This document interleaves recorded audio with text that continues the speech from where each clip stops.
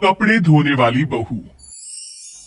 शादी के पहले से ही विभा को कपड़े धोने का बड़ा शौक था। कभी नल के नीचे तो कभी तालाब के पास। अरे मेरी नीली वाली लुंगी नहीं दिख रही है।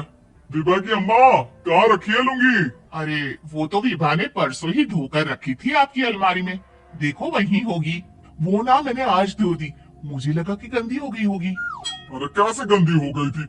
उसे तो मैंने पहना भी नहीं। हे भगवान, इस लड़की के कपड़े धोने की आदत से परेशान हो गया हूँ मैं। जितना तो घर में राशन नहीं आता, उससे कहीं ज्यादा डिटर्जेंट पाउडर का खर्चा है। इसकी शादी करवा दो, शादी जाए अपने घर में ही करे काम, फिर चाहे घर के कपड़े धोने हो या पूरे गांव के। हाँ ठीक बोल रही हो। देखता हूँ मैं कोई लड़का। वो दिन भी आ जाता है जब विभा को देखने लड़के वाले आ जाते हैं। लड़की मुझे अच्छी लगी। होने वाली सास कहती है, बेटी अगर कुछ पूछना है तो पूछ लो। वैसे तो हमारी लड़की बहुत ही शर्मीली है, जो बोल दो वो मान लेती है, इसे क्या पूछना होगा। अरे कैसी बात कर रही हो माँ? मुझे इन लोगों के घर रहना है, सवाल तो कई है। हाँ हाँ बेटा, पूछ लो ना, क्या पूछना है।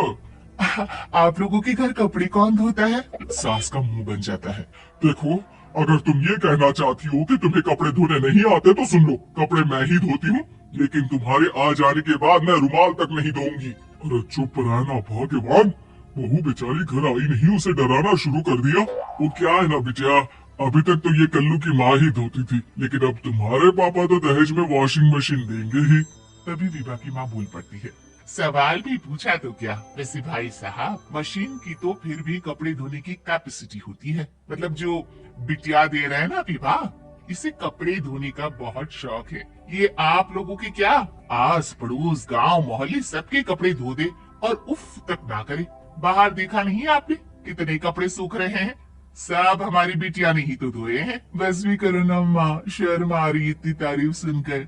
और तो और एक दाग निकाल कर दिखाओ तो मान जाओ। हाँ अच्छा अच्छा, माफ करना बेटा, मैंने गलत समझा। हमें तो रिश्ता बहुत पसंद है। और ऐसे जुड़ जाता है रिश्ता कपड़े धोने का शौक रखने वाली विभा का। उसकी शादी हो जाती है कोयला फैक्ट्री में काम करने वाले कल्लू के साथ। शादी के बाद अचानक विभा चिल्लाती हुई सास के पास आती है, सासू माँ, अरे सासू माँ कहाँ है आप? ये तो धोखा है, धोखा दिया आप लोगों ने मुझे। इसे ससुर के चक्कर के बारे में पता चल गया। अरे तो उसमें तुझे क्यों धोखा मिला है? अरे नल में पानी नहीं आता, कपड़े कैसे कब धुलेंगे? अच्छा अच्छा, तू पानी नहीं आ रहा उसकी बात कर रही है? तो आपने क्या सोचा? कुछ नहीं। अच्छा, तेरी माँ ने कहा था कि कपड़े धोने का शौक है, तुझे याद आया मुझे। शौक शौक बोलकर कपड़े धोने वाले मेरे जुनून को कम ना आके सासू माँ, कपड़ा धोना मेरा गुरूर है। तभी पति भी वहाँ आ जाता है। अभी अभी मैंने इसे सनी देओल की फिल्म दिखाई है, उसी के डायलॉग मार रही है माँ। अच्छा सुन, साफ साफ बता रही हूँ, पानी सुबह 4 से 6 और शाम को 10 से 12 आता है, समझी? विभा टाइमिंग सुनकर हैरान हो जाती है। ये क्या भूतों का मोहल्ला है?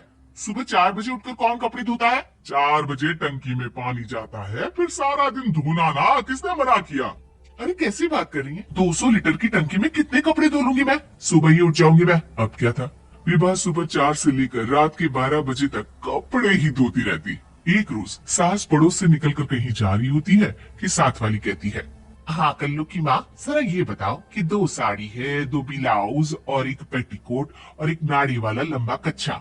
हाँ तो? अरे तो क्या, कितना लोगी धुलाई ये बताओ। धोबन दिख रहे हैं हम क्या? हमारे पति सरकारी नौकरी से अभी अभी रिटायर हुए हैं और बेटा सुपरवाइजर है कोयला फैक्ट्री में। धोबन समझ रखा है हमें? हाय रे कल्लू की अम्मा, माफ कर दो, वो तो मोहल्ले में यही सब बता रहे थे कि तुमने बहू को कपड़ा धुलवाने के काम में लगा दिया है। सास को पड़ोसन की बात सुनकर गुस्सा आ जाता है। वो घर पहुंचती है जहां घर के बाहर ही इतने सारे कपड़े सूख रहे होते हैं जितने कि किसी धोबन के घर पर। अरे ओ कल्लू की दुल्हन, बाहर निकल। माँ जी यहीं आ जाओ, बाथरूम में चादर धो रहे हैं हम। अरे अभी हम धोते हैं, तुमको बाहर निकलो। ये आस पड़ोस वाले बोल रहे हैं कि हम बहू से कपड़े धुलवा धुलवा कर उसे कपड़ा धोने वाली बना दिए हैं। अरे छोड़ो ना माँ जी, किन लोगों की बातों में आती हो? आस पास के लोगों का तो काम ही होता है कि वो किसी तरह सास बहू को लड़ा दे। बहू सारे घर के कपड़े धोती है, ये क्या कम है? बोलिए।